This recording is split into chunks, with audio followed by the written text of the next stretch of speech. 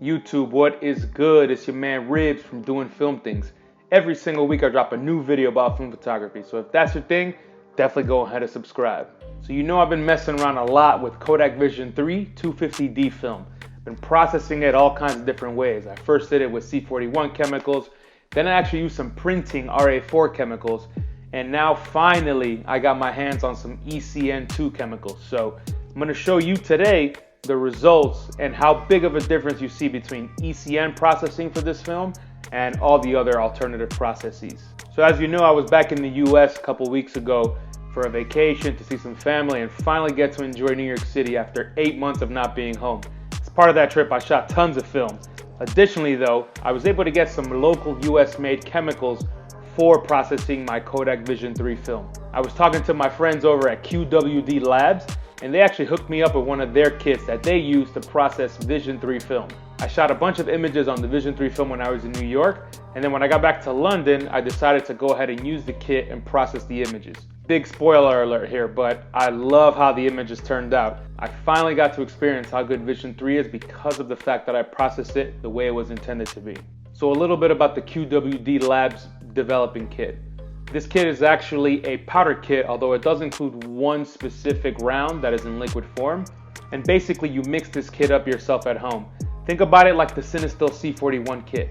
You know, that one comes with a bunch of powders that you kind of have to measure and distill in some water and mix it up yourself. It's the same exact idea. The only thing is this kit has a bit more steps than your typical C41. In total, there's about 5 big steps for this processing, and that of course includes the initial remjet removal process. There's a couple really good things about this kit. First and foremost is that the instructions and the packaging are fantastic.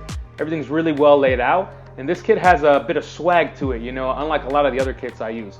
This one comes in a really nice box. It's got nice details, nice printed cards with instructions. You really feel like you're getting a nice package.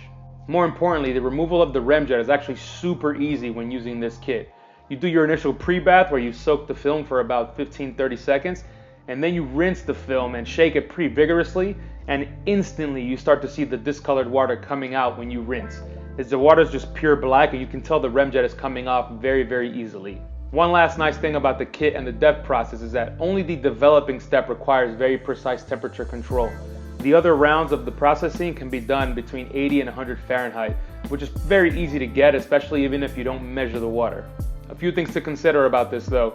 There are multiple steps, as I mentioned, definitely a couple more steps than just your standard C41. This isn't a bad thing, but you know, it's just more work to do. I do hear that they might be changing this up though and simplifying the steps a bit further. Lastly, this kit is a bit pricey. It's about $67 retailing in the US. That's a bit steep when you compare it to C41 chemicals. I totally get it though, this process is not as common and therefore they're probably moving a bit less volume. For that money though, you do get 12 rolls to be guaranteed developed properly, and I'm sure if you store them properly, then you can probably do a few more. All in all, the kit was fantastic and it worked exactly as I wanted it to. Really happy with the results. Let's go ahead and check out some of the images now.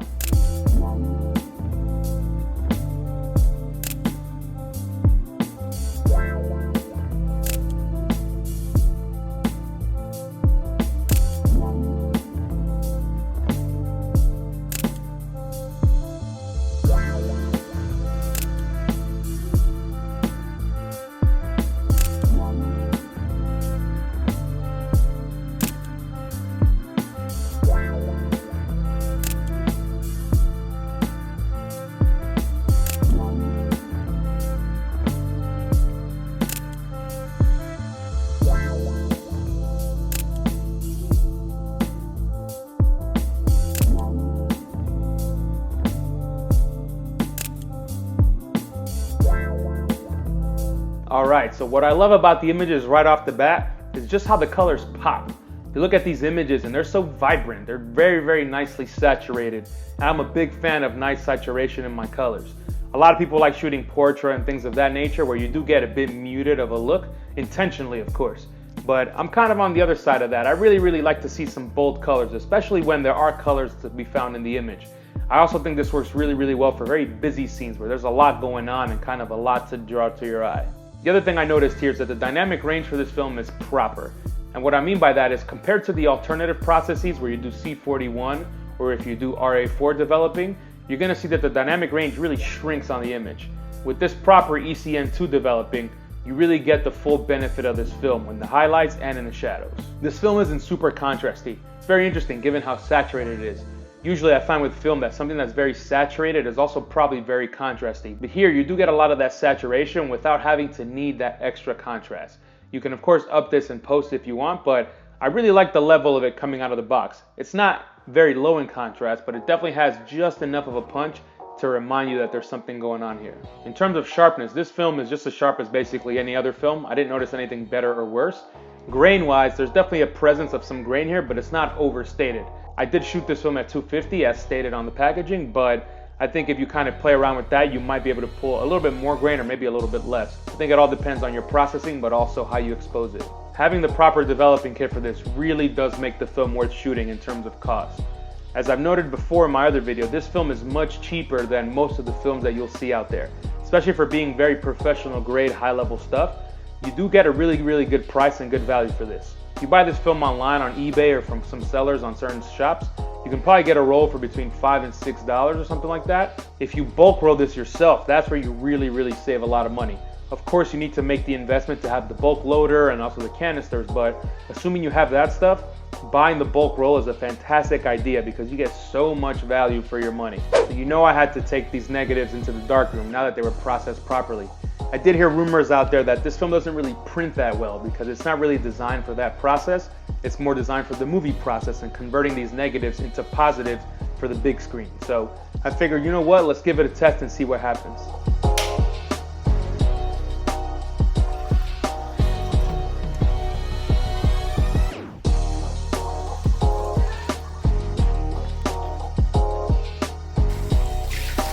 For this, I actually printed this image right here that you see of the Chevy Impala, and the scan was so vibrant and so punchy.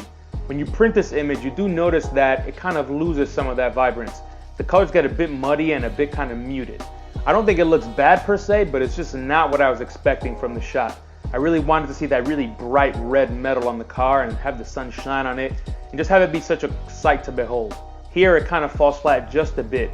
It's almost as if someone put a Lightroom preset on the print in order to make it look even more like film. I don't know if that makes any sense to you, but I feel like that's how I can describe what I'm seeing here. Nonetheless, I still like the print, but it's just not my ideal. So on the whole, I really want to recommend that you give this a shot if you're interested in using Vision 3 film. Processing it the right way is essential here to make sure you get a really good result. It's a lot of fun, it's fairly inexpensive, assuming you have all of the requirements already, and you really get a good result. I really like what I get for this, and I think this would be a great film to take with you when you're traveling or kind of just walking around the city, that kind of thing. Probably wouldn't use it for any professional shoots or anything that you really need some like blank slate that you can then manipulate. I'd rather use this for something where I can get a look right out of the box and not really have to worry about it too much. I definitely plan on using some of the other Vision 3 films such as 500T in order to see what I get from that. That stuff's tungsten balanced and is meant more for darker kind of nighttime scenes, so now that the sun is setting a bit earlier, I think I'll have some opportunity to get out there and try this film. I hope you enjoyed this video. If you did, please go ahead and leave me a like as it really helps me. Of course, if you want to see more videos like this and definitely see me in the darkroom as well, don't forget to subscribe. Until the next video, yo, peace.